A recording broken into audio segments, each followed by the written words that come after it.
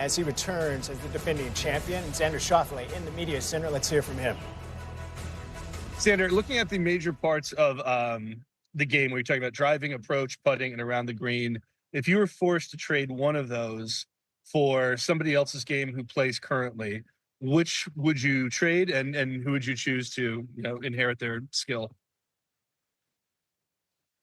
It's a weird question, considering we're getting ready for a major where we're just trying to be the best at all those things. If I'm nitpicking myself, I would probably give up my short game for someone else's. There's a big group of guys who are very, what I would call elite chippers. So I don't know. There's probably 5 or 6 guys I can think of that do that really well, and that would probably take a little bit of stress off my putter at times. But in all honesty, I probably wouldn't. I like the challenge of trying to get better at that too. So I'm okay with what I got. Thank you.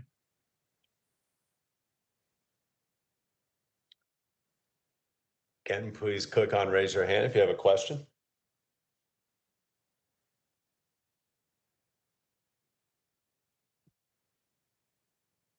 I'll jump in here then, Xander. What are your this is a place you're very familiar with. What are your impressions of the golf course in the time you have been able to see it so far this week?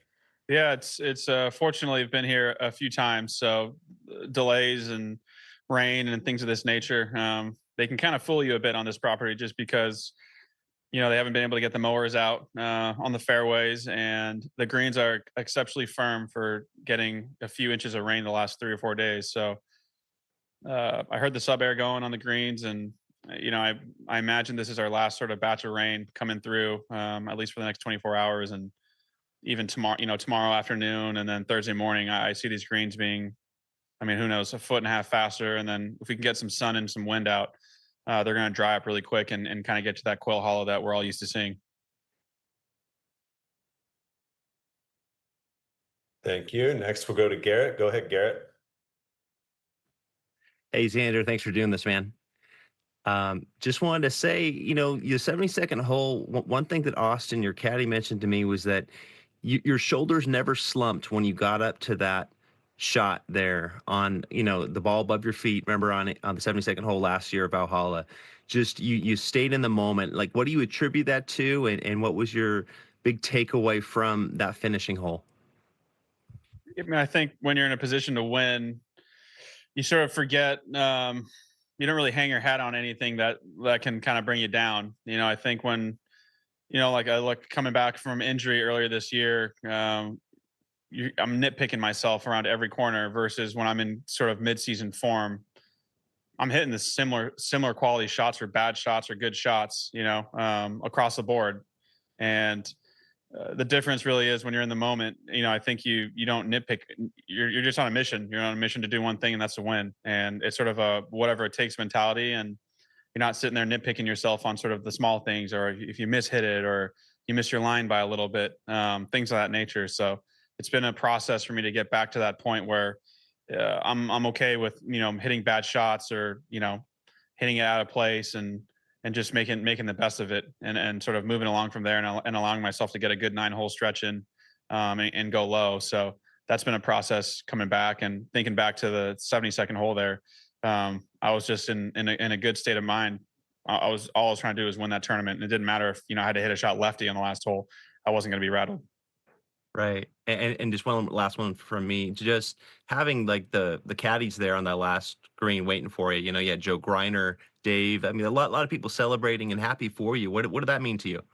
Yeah, a few buddies, fly down from New York. My friend and his girlfriend, and Chris, my new swing coach, sort of freshly new swing coach at the time then, and my uncle was there. My wife was there, my brother. So it was cool. It was cool to see everyone sort of huddled up. It was cool to see everyone.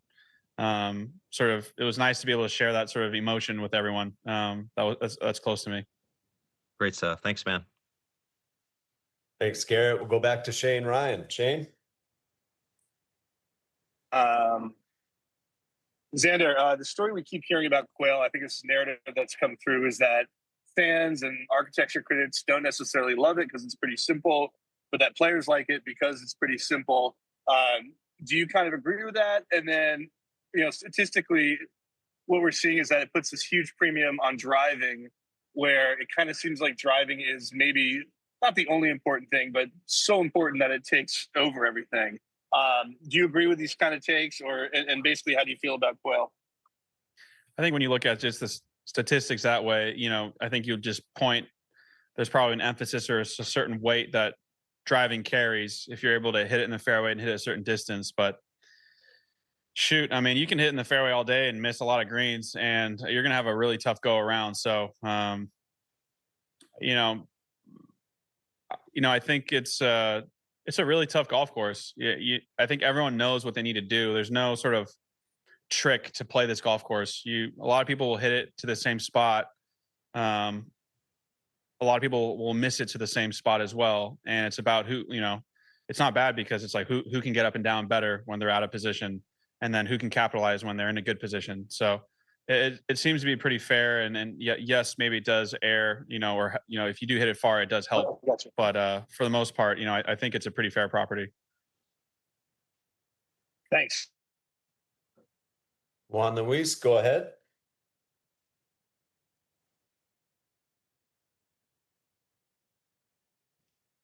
Juan, you there? No, sorry. Now, Xander, sorry. So I think the conversation last year before the PGA was about how many times you had to be close to get there, no? And I think after winning twice, two majors, does that count start from zero? Do you feel in a different position? I mean, what does it bring to your game or to your attitude, no? I mean, I don't get to ask that question anymore for starters. It was going to be that conversation until, if I didn't win one ever, it would have been that conversation that would have haunted me till I was, done playing probably. That's just how the game goes. So luckily I was able to rattle that one off. My first one at Quail Hollow, PGA, which was awesome. And yeah, I feel similar. I feel like I've done it before, but at the same time, I feel I'm still trying to prove myself as well. So I don't look at it too different or feel too different as a whole. Look, he's not having his best start to 2025 if you compare it to 2024, but I do want to point out the fact that in regards to consistency, he's got 63 consecutive cuts. That's the longest active streak on the PGA Tour. It's sixth best all time, but he has only one top 10 in 2025. Well, and when it comes to major championships, if you look at the last five, Xander's 37 under in the last five. Scheffler's 25 under. So his immediate competition at the top of the world rankings. Rory's 11 under, and Bryson's at 24 under. So he's dominating these other guys at the top of the board. Now, obviously, he won two of those major championships of the last five. But nonetheless, he has figured out the key on how to play major championship golf. And he's done it ever since he broke through and we first saw the kid in 2017 at Erin Hills. And you're like, who is this guy? And he comported himself. Even then, when you're watching him play, he had this maturity about him that you don't see in players in their first major championship. Even for a T25 or a top 25 finish, it was really impressive to me. And he's continued that. And I think now with the injury, obviously, it's taught him patience over being the perfectionist that he tends to be. And he's had to kind of balance that patience with that perfectionism that he tends to kind of go overboard on every once in a while with his preparation. I still think he's learning that. I think that's sort of been a frustration. That has been sort of one of the themes of this early part of the PGA Tour season, has it not? Whether it's Scotty Scheffler, whether it's Jordan Spieth, now Xander Schauffele, all coming back from some sort of injury, trying to give themselves some grace while still trying to compete at a high level. But hearing Xander in that press conference, I immediately zoned back to last year and the swing changes he was making with Chris Como. And Xander Schauffele admitted he never felt fully confident or comfortable with what he was doing and how he was trying to deliver the golf club. However, he had full trust in what Chris Como was telling him. And so being able to, as he says it, stack shots during competitive rounds, of flighting a shot like he wants to do, hitting it the exact distance that he was looking at. If he can stack those shots throughout the course of the competition, that's what gives him confidence. I think that's what he's sort of seen over this past month. I think has him now in a good position for the PGA. Yeah, he's figured out a way to kind of unlock certain areas of his golf game. I would suggest that just coming into this week, though, there's a couple spots of bother. We've talked a little bit about the putting. I tend to believe that part of it has to do with the fact that he's been on Bermuda greens quite a bit early this season, so the stats might be skewed. But the other aspect of the game that is a question mark coming into this week is the driving. And that's by comparison to what he did last year. And this is where the strokes gain off of the tee, you can see he was 10th last season. He's dropped to 157, still a relatively small sample size, but the vast majority of that drop is due to the accuracy. He's lost quite a bit of accuracy with the driver, and why that's significant, in particular with Xander Schauffele, is what happens with his offensive moves from the fairway versus anywhere else.